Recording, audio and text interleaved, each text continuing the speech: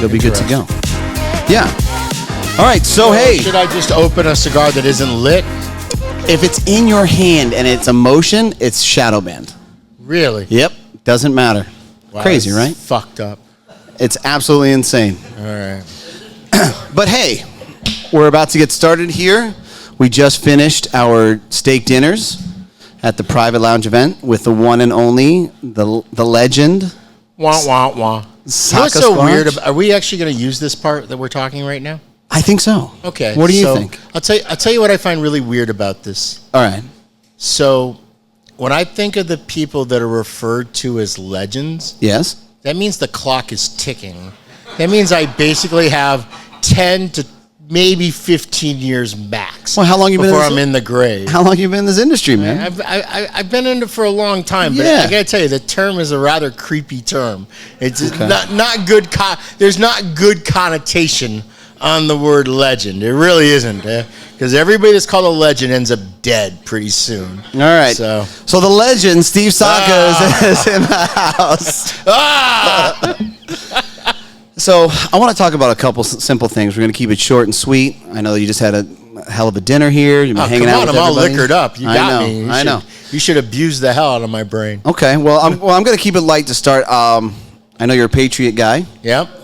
Bill Belichick recently signed UNC. Yeah, good choice for him. I think it's a good move. I think that, look, Belichick coming back to the NFL, how are you hoping to... You're never going to reaccomplish what you did while you were in the NFL.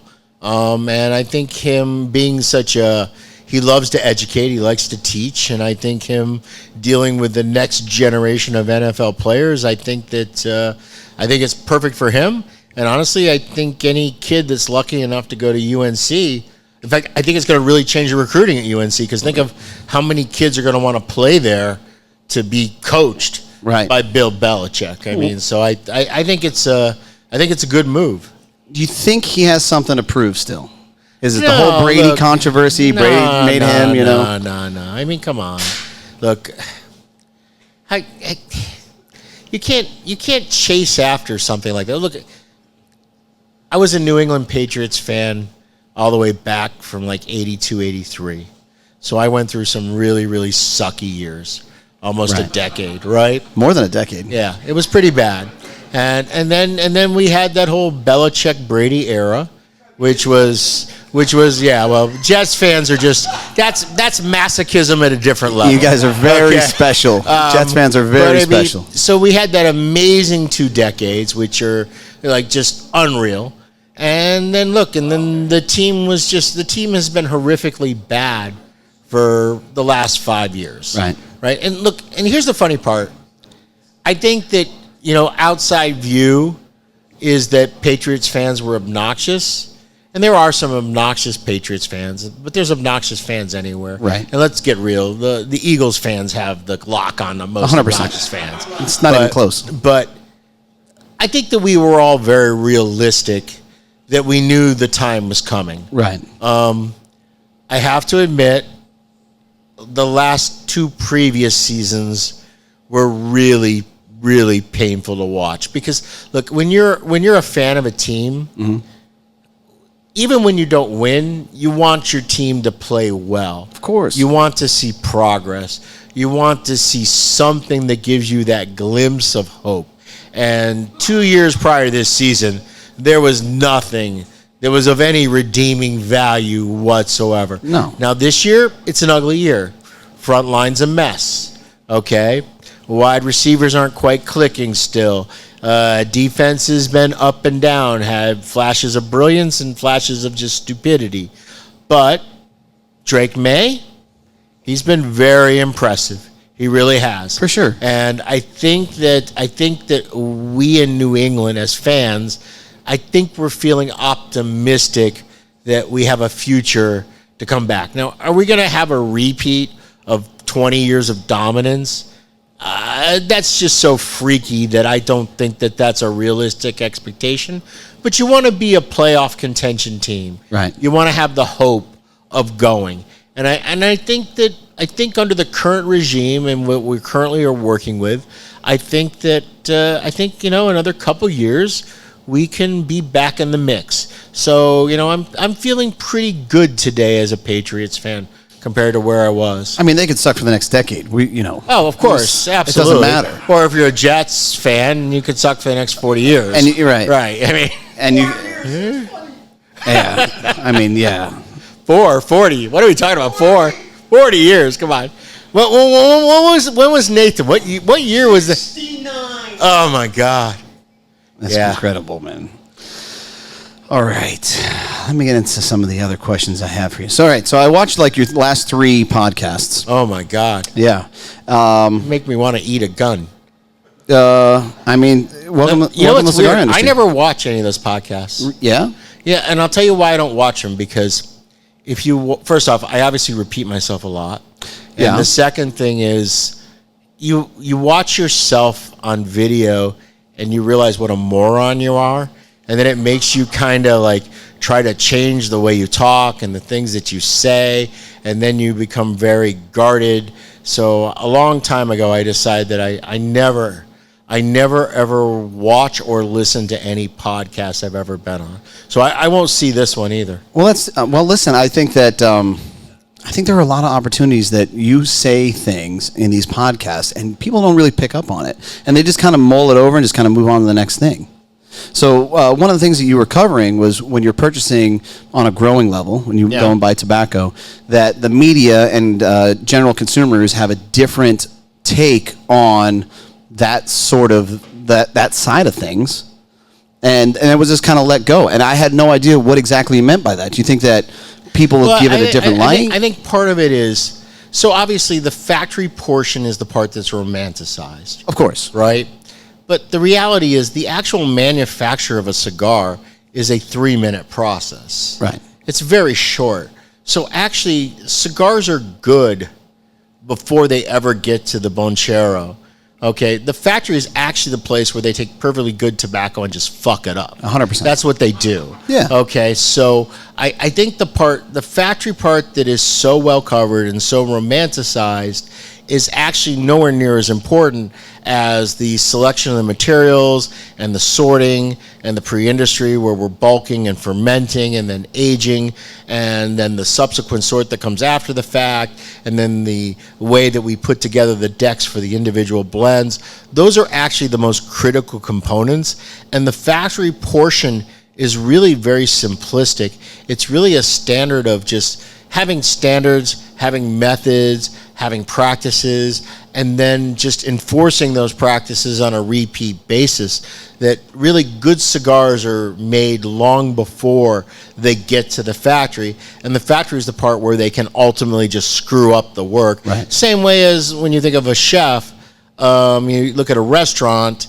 I mean, they can have perfect ingredients, but if they hammer the steak, they hammer the steak, and they can ruin the most beautiful piece of Wagyu beef in the world. Sure. Right? So I think that's one of the things that I don't think is really covered very much, and part of that has to do with the fact that it isn't very sexy. It's rather tedious, and it's rather labor intensive, and the people that are involved in that end of the business, they're really not the focal point, so they don't get talked much about, right? Like, how many people here can name one person that's in charge of a pre-industry? Right. Nobody can, right? But the reality is those are actually the most critical people in the operation of making what I would consider to be great handmade cigars.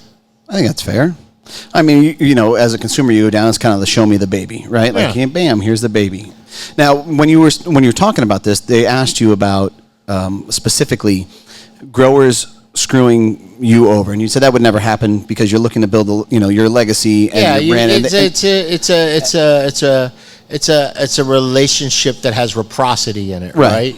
So, look, you have bad seasons, you have bad crops, and you can't really abandon your farmers in those situations. Right. But at the same time, they can't take gross advantage of you when it's a good season because there will be a bad season. So it's one of these things where there has to be some equilibrium between the two of you, that you help one and each other out whenever the tides are turned, because the reality is they're always turning. Right. So, because in the end, we both need one another. We need the materials, and they need to sell the materials. Right. So you try to there's anybody that, it's like all good. It's not even a tobacco thing. It's just a general business thing.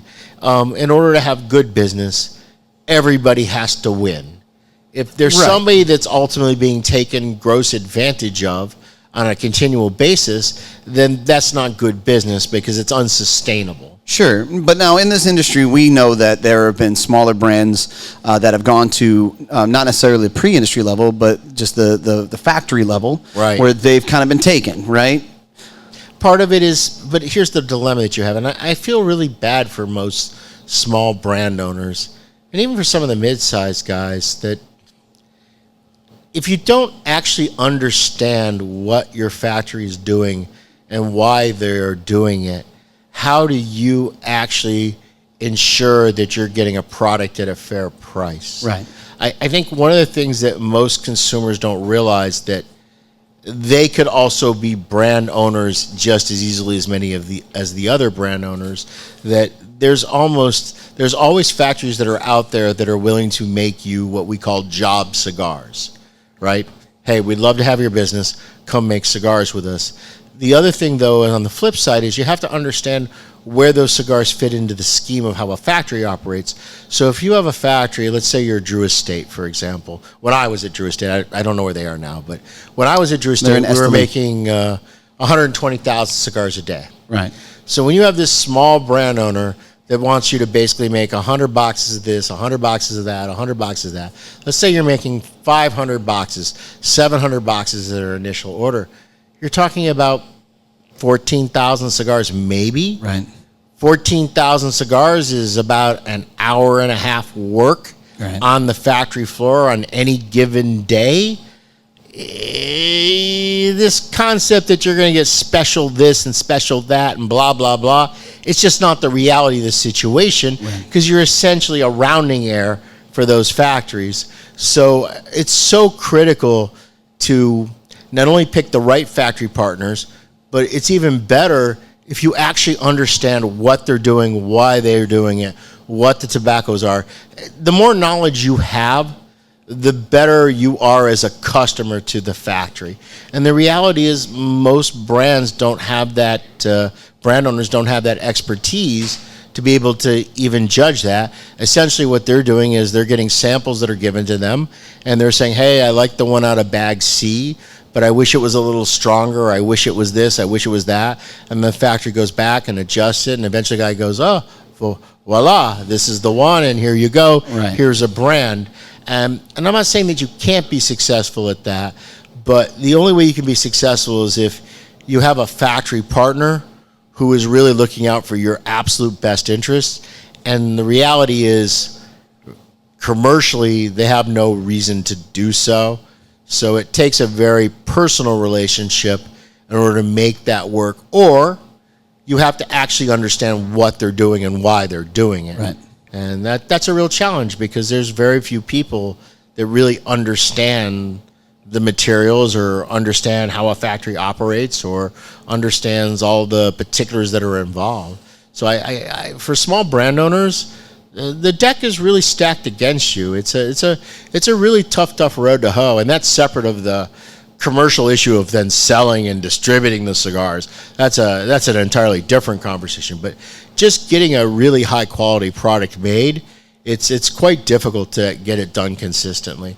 And the other thing too is, when you're making things in batches, that's never good. It sounds sexy, small batch production, but the reality is, the way you get the best cigars that are the most consistent is when you're making something continually all the time, where that pair that comes in and rolls whatever, Sobremesa, Brule, Robusto, that is their sole focus every day, 200 work days a year. That's all they do, and they end up ultimately making better cigars. But when you're a small brand, you can't make that type of commitment, because what you're looking at is that pair banging out 300, 350 a day. End of the week, they got 1,500. You got it going into a 10-count box. You start doing the math. You got to move a lot of boxes to be able to get that type of consistent production.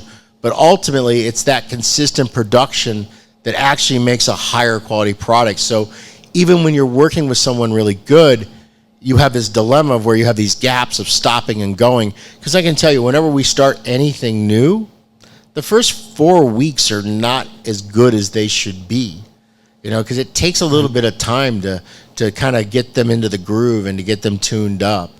So it's everything is stacked against the smaller manufacturer, the smaller brand owner, separate of the whole commercial side of the U.S. industry and distribution. But even at the factory level, it's a tough gig. Right. So, but now we've kind of established that factories could screw over smaller brands. Right. I don't think they do it intentionally. Well, it's kind of the way it is. It's just such a small part of the day. No matter how we get there, right? Now, on a growing level, obviously, you said that they wouldn't, you're pretty reputable in this industry, right? But if you were a guy that was just kind of getting into it and you didn't have the knowledge or the know-how, but you wanted to start purchasing your own crops or purchasing your own tobacco, do you think that possibly some of those growers would take advantage of those people? Absolutely. Right. Look, even the serious grows. Look, everything that deals with tobacco is always a negotiation. Right. Okay, so always your grower or your broker, whether you're dealing directly with a farmer, whether you're dealing with an intermediary, a broker, is always a bit of it's an ongoing intentional dance, a bit of a battle that, they're always going to say it's X and you're going to say it's Y. But in order for you to even begin to have that conversation, you have to have a really firm understanding of how yields work, how indexes work, how you're going to ultimately cream that particular crop, how you're going to allocate it out to all of it, because there's no such thing as great tobacco. It doesn't exist. It's like any agricultural crop. Think of it like tomatoes. When you go to the grocery store and you go into the veggie aisle, there's that absolutely beautiful pyramid of round, ripe tomatoes. The tomatoes don't all look that way. They don't all taste that way. Right. In order for that pyramid of perfectly round, ripe tomatoes to exist, there's an entire aisle of ketchup and salsa and spaghetti sauce. And those are not any different tomatoes than the ones that end up in the veggie aisle. Right. But there's only so many that can end up in the veggie aisle. So you as a buyer of tobacco, you have to look at that crop and go, okay, how am I going to utilize this crop? How much of it is going to be worth this? How much of it's going to be worth that? Where am I going to put it? What product lines do I have to put it into? Which, again, ends up as a real problem when you're a small manufacturer. You can't really get into crop purchases until you have the ability to actually segment out all those various grades of tobacco, right? Because it's like a cow. There's only so much tenderloin in the cow, and there's only so much sirloin in the cow. And in the end, you get down to where you got rump roast, and you got to make hot dogs, and you got to do all these other things. And so it becomes a real big challenge. And, and you can only cherry pick so much out of a factory, where they're going to only give you so much of their great materials, because they also have their own brands, and they would rather use their great materials in their own brands than they would rather use them in your brands. So it's always a bit of a dance. It's a bit of a problem.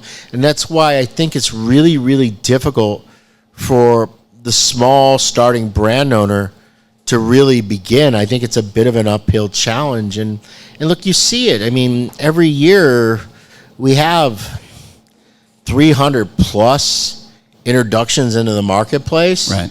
So look, we have pretty much had, since 2001, we've had somewhere between 300 to 500 introductions in the marketplace pretty much every year, with one exception.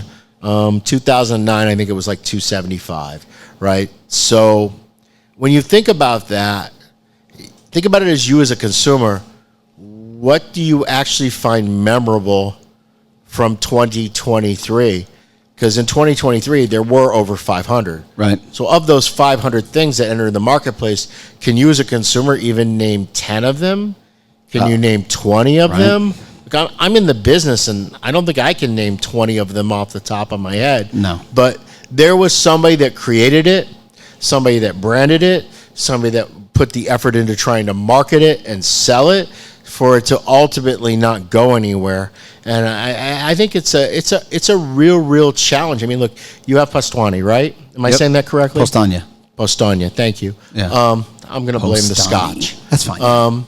But I mean, you know what a grind it is. Oh, yeah, man. You know how difficult it is. Of course. And I would argue that you're probably one of the better known of the smaller brands. I mean, there's 100 other people that are beneath where you're at. Sure. Right? That, like, can you name 3 or 4? The average consumer, you might be, because you're looking at them as direct competitors maybe, but the average consumer doesn't.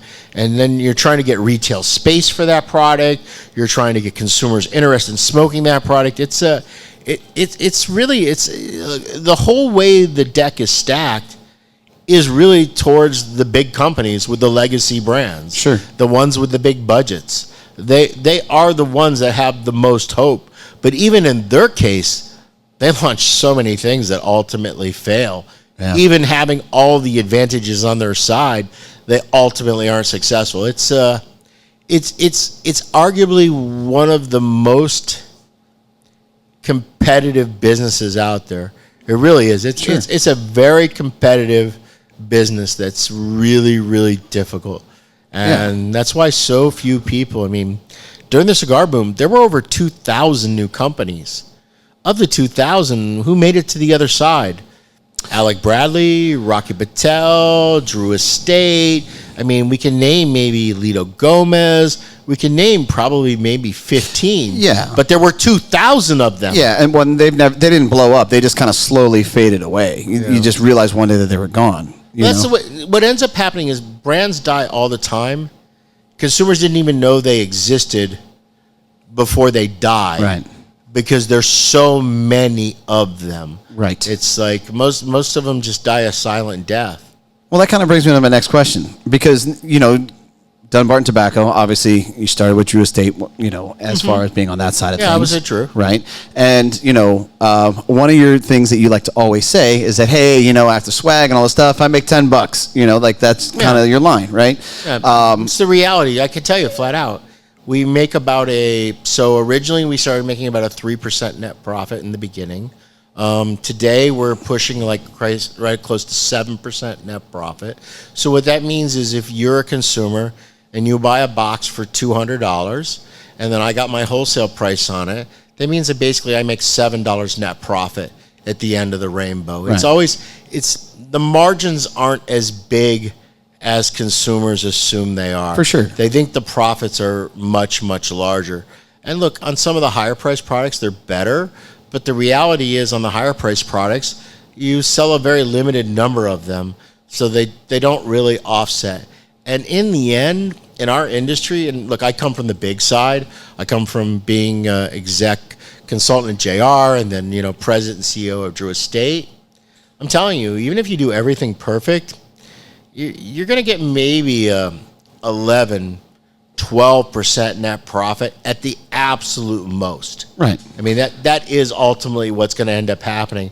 And then once you pay taxes on that and whatnot, it's not the type of business that most people think it is. And I think that's one of the things that does a disservice for the small guys is because they don't know that when they go into it. Think, okay, I'm going to make this for whatever. I'm going to make it for $3 and I'm going to sell it for $6 and therefore I'm going to make $3 on every cigar. Right. But they don't realize that what you're going to hopefully make is if you sell it for $6, you're going to make somewhere right around, what does that come out to be, 42 cents? Right. That's what you're going to make. And that's if the business is running like super good and super clean and you know what you're doing, because there's a lot of things that you end up eating in business. And look, it's the same thing from separate of the brand side, but you think about it as a retailer. Sure. Think of how many cigars you buy that ultimately don't turn. Right. And then you have to sell those cigars out at a deep discount in order to move them along.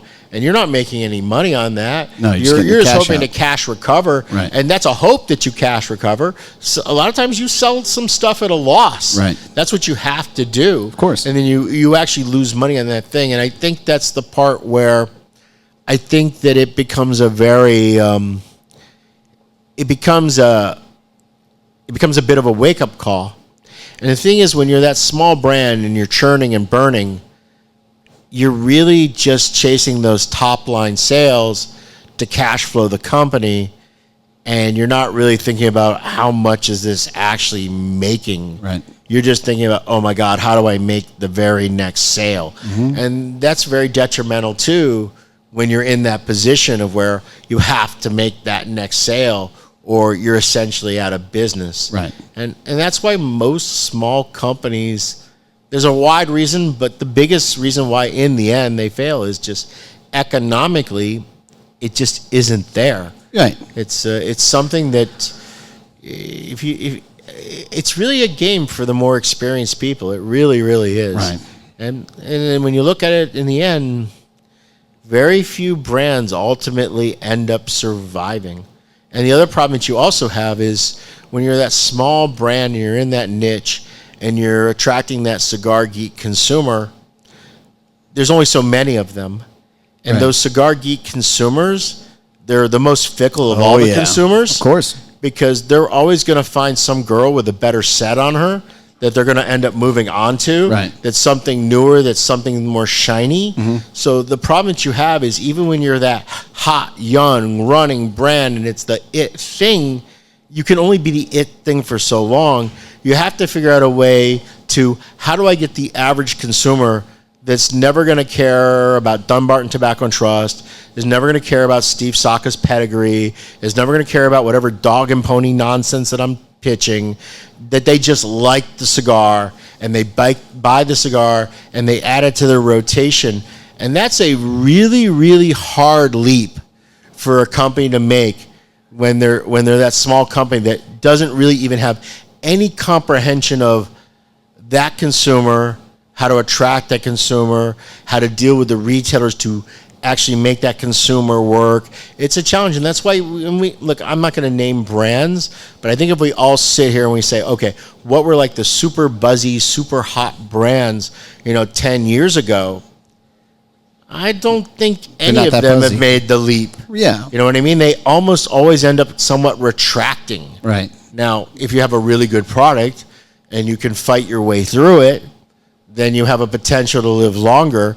And there's a few companies that are in that category right now. Right. But no, it's a brutal world. It's tough. It's tough business. So you've been running Dunbarton Tobacco for over 10 years now, right? No, this will be our 10th year next summer. Okay, so you're going to be at a decade. Yep, decade next summer. Okay, so now if you can go back 10 years, now that you've kind of had the knowledge and the experience of seeing everything on this side, and like one of the big sayings as far as companies are concerned is, hey, listen, if I'm the number one guy, I'm not making as much money as the number two, right? Okay. So shout out to David Lafferty. But if you could go back in time, he does actually get a bigger salary than me. That's the saying, right? The number two guy always makes more money than the number one guy in any business. But that's true in any successful business. If you're running the business well, right, the idea is not to suck the business dry the cash, right, because the business needs the cash to grow. Right, exactly. So now, but if you can go back 10 years, would you have tried to stay with a big company, or would you still take that leap? I would look. The thing for me is, so I've been very blessed. I got bought out of my situation at the last two previous companies. So that's a rather unique scenario. I wanted to do something that was wholly independent. I wanted to do something where I didn't have any partners. I wanted to do something where I didn't have any bankers involved in my life. So no, I would do what I'm doing. I mean, this is pain by choice. Okay. So for me, this is right. And even just the way we've operated the company, I mean, we're not in that many stores. We're in maybe, Lafferty will correct me on this, but I think we're in maybe 450 total accounts. Most of our territories, we don't have any sales representation in whatsoever. We don't really do a lot of active solicitation because what am I going to say? My cigars are great and they sell well. That's really the pitch that 99.999% of the people. Right. So we've kind of done the field of dreams, build it, and they will come kind of thing. But I had enough personal capital to take that position and to be that way about it. And also, I don't have dreams of grandeur that I want to make this into a $100 million a year company. So that's significantly different too, because at our stage, you would really just pour a lot of gasoline on the fire, start spending a lot of money on a sales force. You would start spending a lot of money on marketing. You would start doing all of those things. But one of the ugly things about our business is there's this like really weird scenario where you get to about a certain number of units and it's really, really profitable. Mm-hmm.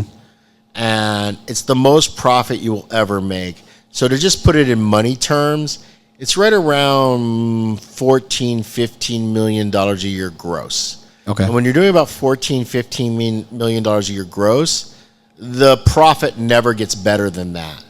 So to go to the next stage, you have to get to a point where you're pretty much producing and selling like 40 to 45,000 cigars a day. Right. So that period is really just brutally ugly.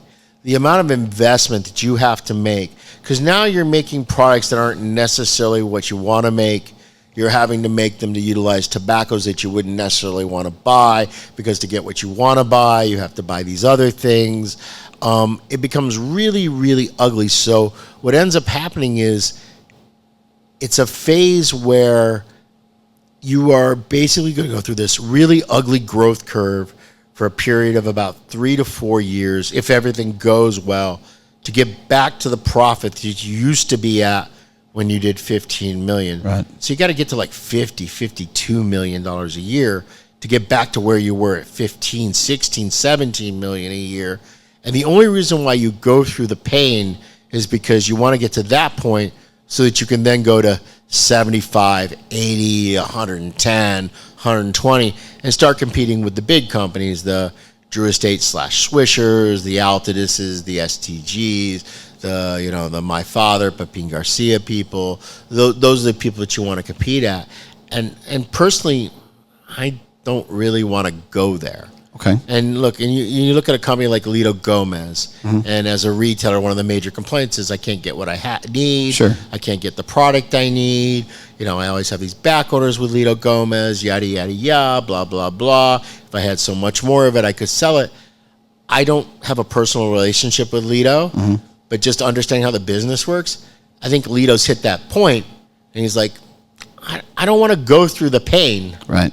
to go to that next step to just get back to even, because I'm going to go into so much debt and so much grief through that period to get there. And I don't think that I want to go to that crazy, crazy number. Right. And look, we're very closely kind of approaching that threshold ourselves. So there's going to be a point somewhere, maybe next year, maybe the year after, where I'm going to have to say to myself, okay, what are we doing here? Right. Are we going to keep going this way? Or are we going to say, okay, what we have is what we have, and we're going to be happy? And given my age and given just my general, look, I'm a super fat dude. How many years am I going to live? Well, you're down some LBs, though. Yeah, I appreciate that. Yeah. But in the end, we're not close to healthy by any stretch.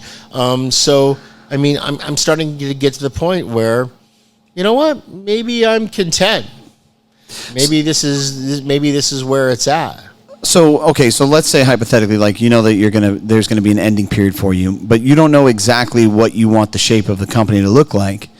Is the company something that you're looking to make generational, or is it something that, hey, listen, if the number comes along and the number's good enough, I'm done, I'm out? Look, I am old enough to know to never say never. Okay. I don't have a current interest in selling the company. I've been approached 3 times? Yeah, 3 times. 2 times legitimate, 1 time kind of like just sniffing the ass of a dog. Right. I mean, the potential is there, but here's the problem.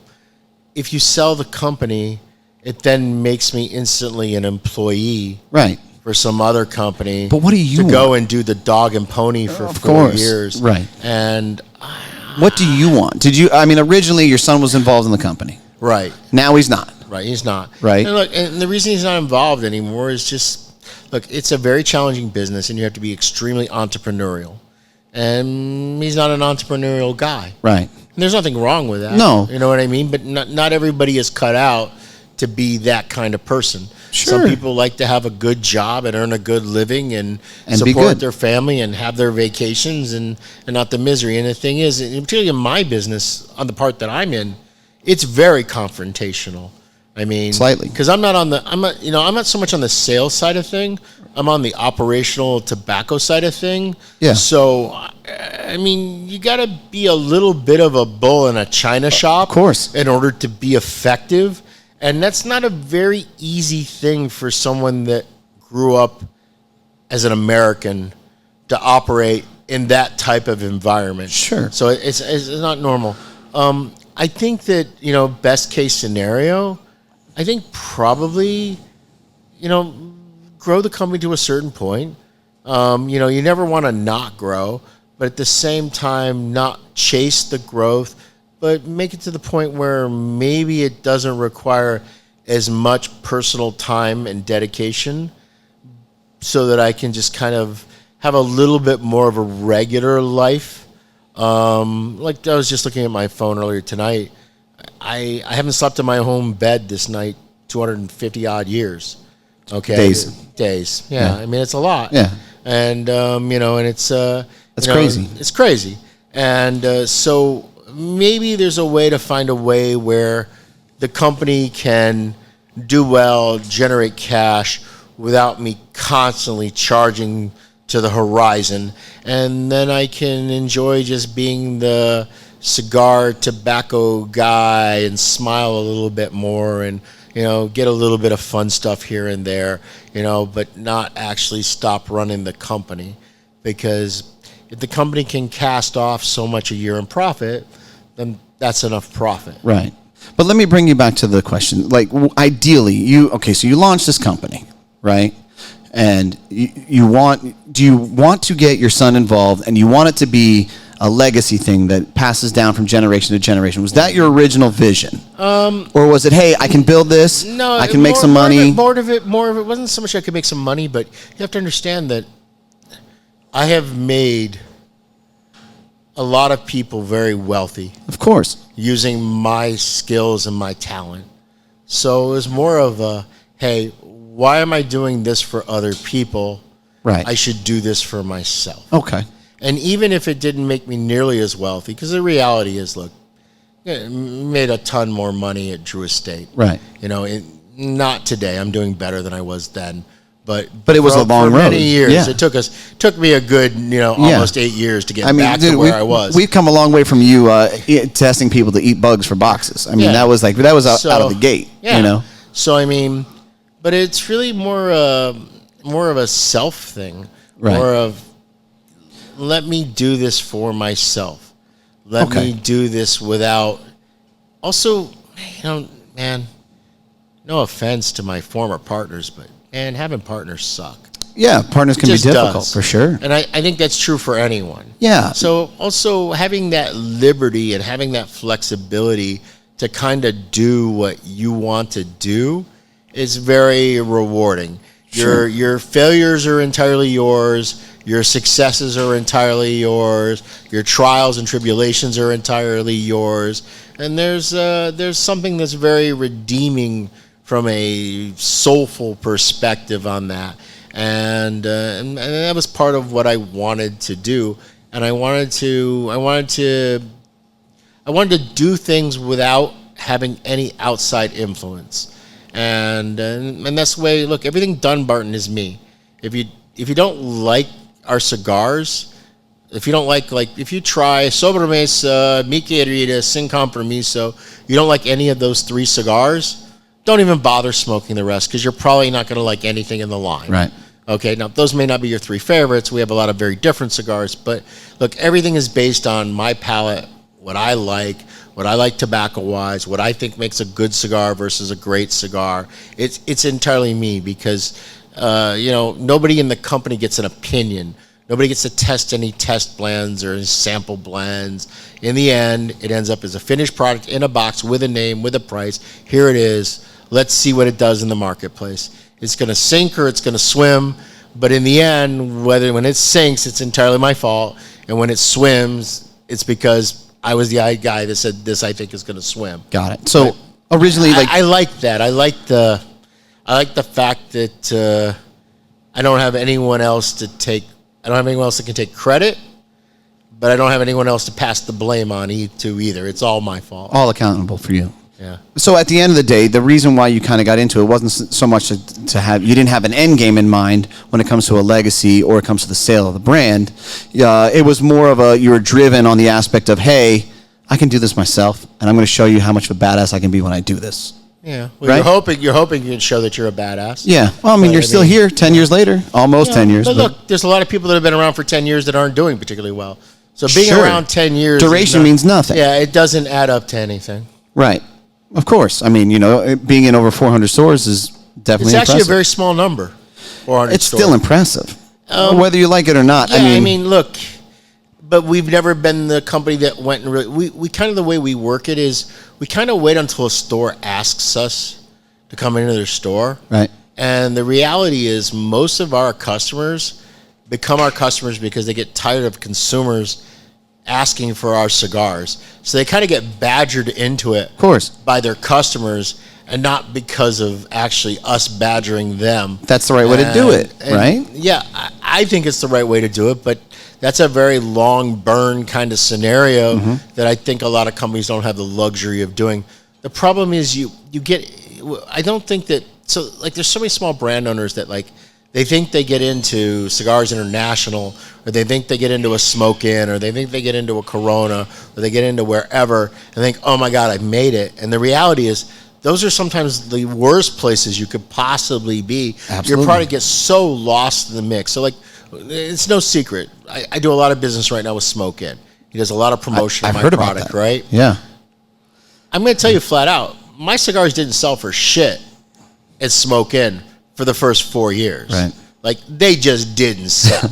They were literally like boat anchors on his shelf. Right. He kept them on the shelf because I have a personal relationship with him. Yeah. And he was doing me a favor, is what he was doing. But in the end, that product did not turn.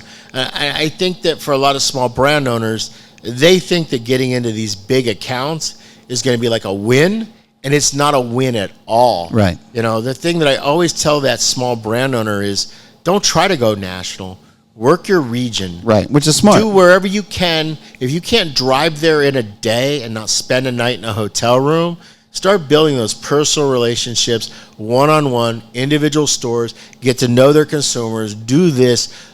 Learn small, because the pain that you're going to go through, the amount of money you're going to burn trying to be successful at a national level is just mind-boggling. Right. And that's why ultimately so many fail.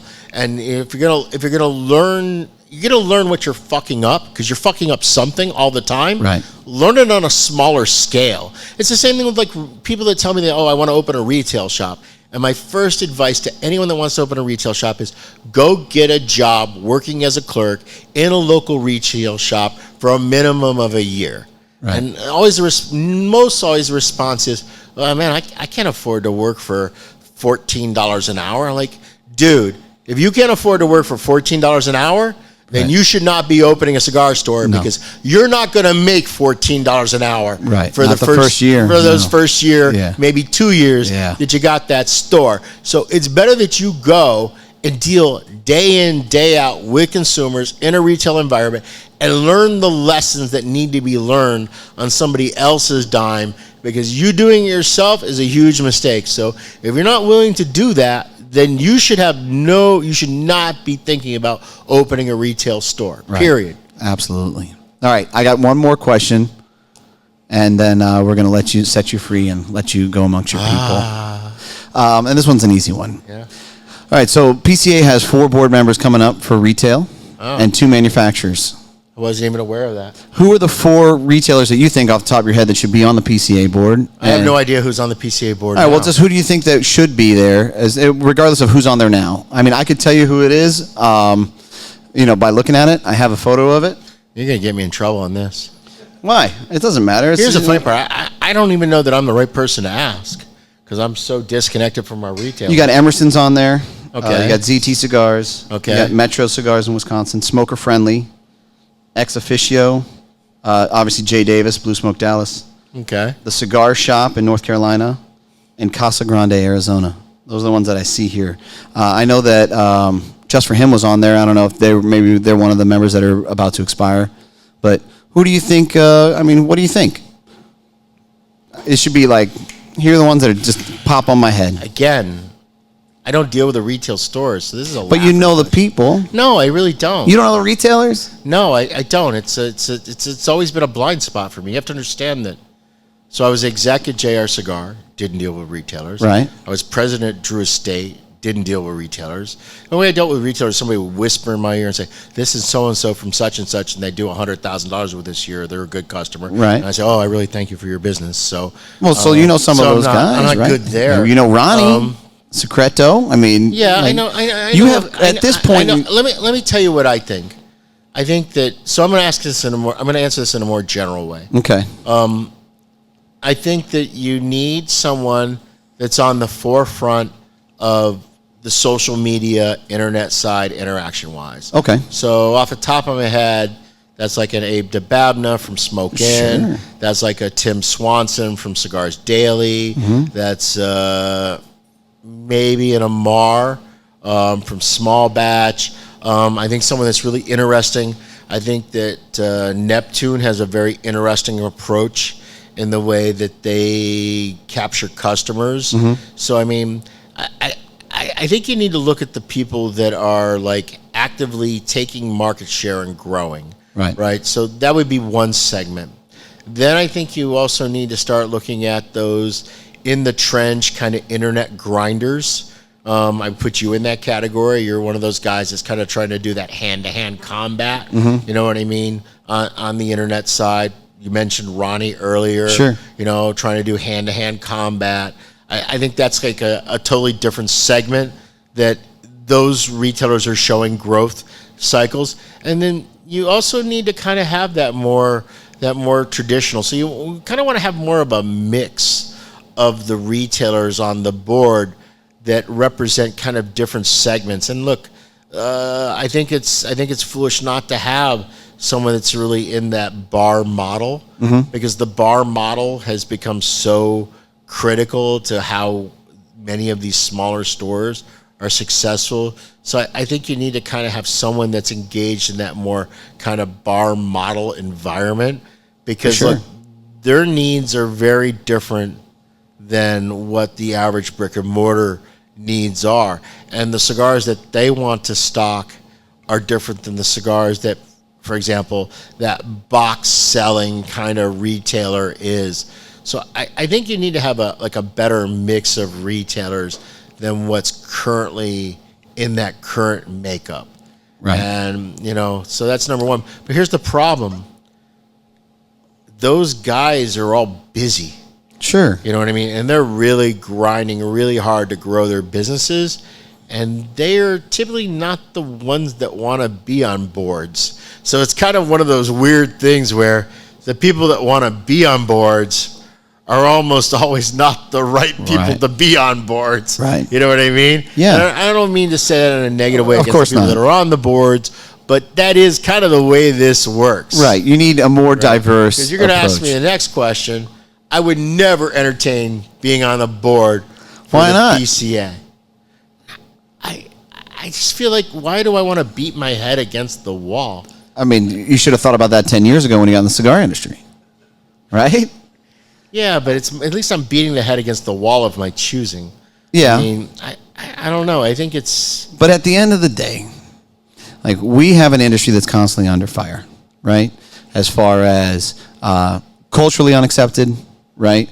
Demonized just because of the fact that we're launched into the tobacco category when it comes to we are e-cigs and all these very, other very things. bad people. Right? We're 100% evil. However, I promise you, I mean, we can pull blood work right now, and mine's all good, right? And I smoke You know what's every day. weird? Yeah. I had my last blood work, I asked them to do a nicotine panel. Right? Because I was curious where my nicotine numbers would show up. Yeah.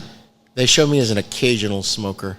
I believe that. And I've been smoking 8 to 10 handmade cigars for 3 decades. Isn't that interesting? A day. 8 to 10 for 3 decades. Right. And I show up as an occasional smoker by Every my once in a nicotine while. levels. Yeah. It's crazy. That's insane.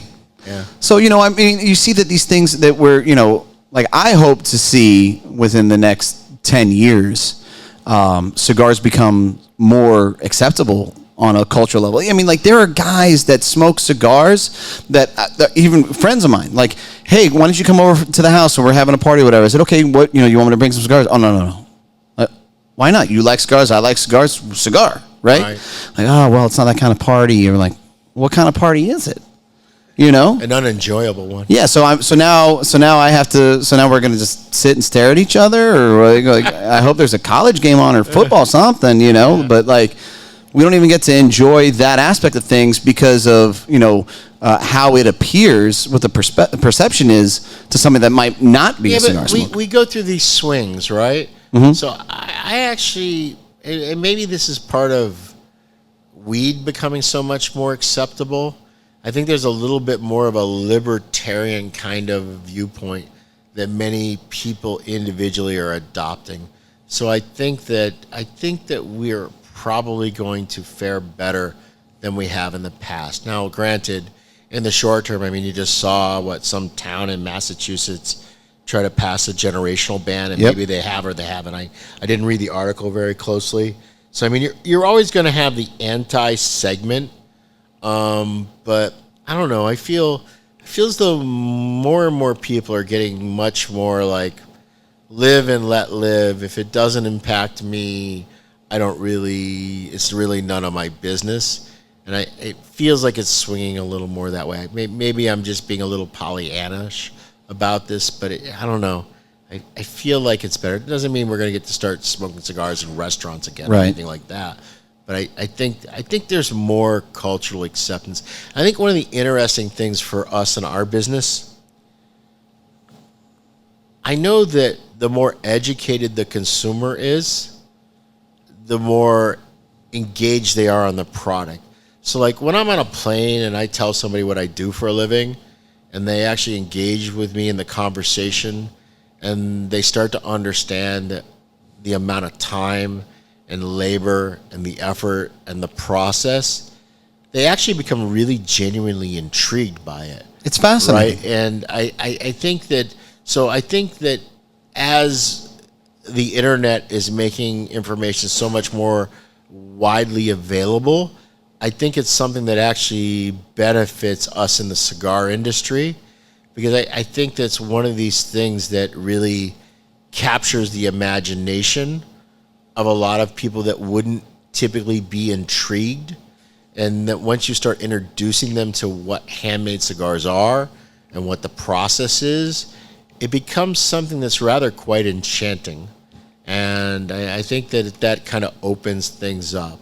And the other thing that I think is really important about the aspect of handmade cigars is in our world that's so fast moving and so not personal, cigars are very personal. Cigars make you slow down. Sure. Cigars make you pause. Cigars make you spend more time with your significant other on the back deck, even if your significant other doesn't smoke. But the fact that you do, and it takes an hour and 15, 20 minutes, it provides an opportunity for you to talk. And I think that people are starting to come out of this, I want everything to be on my phone, I don't want to talk with anybody, I want blah, blah, blah. I'm getting this general sense that we as humans are beginning to say, wow, we're really missing out on this personal connection. And because cigars force you to slow down, they kind of force the personal connection to happen. Right. And I think that's one of the things that's a really great benefit to us. So I'm actually quite optimistic about the future of that part of the industry. I'm a little bit more negative on whereas the corporate industrial side of it going, that's a totally different conversation. But as a consumer and more people being accepting of handmade cigar smoking, I actually think we're coming out of the ugliest part. I think it's going to actually get a little bit better. Well, I hope you're right, 100%. On that note, I think we're going to end this. Steve, thank you so much for coming out. I appreciate you for driving all the way over here, flying all the way out here, being a part of this experience. How do you do, guys? What do you think? Yeah? All right. You've never done this before a live audience This before. is the first time ever that we've done this, so I hope it recorded. Why? I don't know. We're just, it's just something that we've just kind of naturally progressed over time, we are all about customer service and customer experience here, right? So, we started these last year. We've done a couple of them. Like, okay, how do we make it better, right? What can we do? How do we add more value to make it a little more intimate, to make it a little more personal? And, I was like, hey, why don't we just put this out and I do like an interview? this part because it gives you a chance to have a dialogue. Yeah, absolutely. Because one of the things I find when I go to like cigar events, consumers are like almost afraid to ask questions, and the reality is that's the part that I'm the best at. Right. I'm not really good at this. Let me stand up and give you a dog and pony. I can't give the beautiful speech where I'm going to have a tear coming out of my eye. So for me, the Q&A part is actually the best part of it. So it always works out well for me personally when I'm in a group environment when somebody asks me a question. Sure. Because then I can give an answer, whether that question be an industry question or whether it be a tobacco question or a cigar manufacturing question. So for me, I actually like it. Well, we're going to have what? Now that I'm going to do events, I'm going to just bring you to every one. No problem. We're going to do this whole mic thing. Hey, listen, I can be your number 2. We can put Dave down one. He'd be the number 3. He's grossly overpaid. Anyway. Just cut me in. Give me half his pay, and then a little more. We'll be good to go. Perfect. Love that. You're fired, Lafferty. Right. Let's not get crazy. Let's just, there's... He'll never watch this. He won't even know. Let's make a pay cut or something. Come on, I could clip this and tag him if you want. Yeah, please do. No problem. You're done, Dave. That's it. It's over. It's over, buddy. You're out. All right, brother. Well, again, thank you so much for doing this. And we absolutely very my pleasure. appreciate you Thank coming you. on, man. All right. Thanks, guys.